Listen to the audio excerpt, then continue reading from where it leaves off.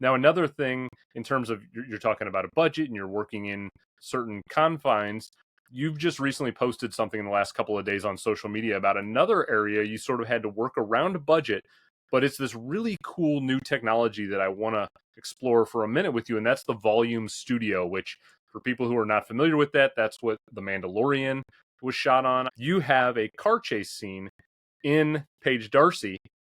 As opposed to going out and trying to film that in the real world, you were able to use this Volume Studio to shoot that.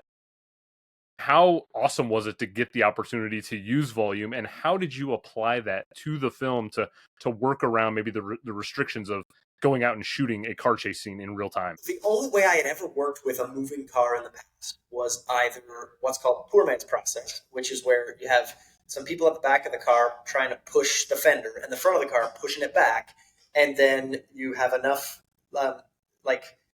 atmos steam going by or looking up at the sky that you believe the car is moving.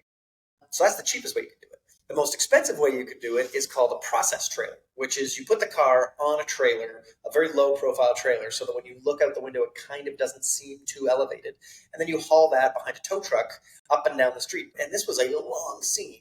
in a car where there's collisions and gunshots and cars spinning out and driving on railroads. So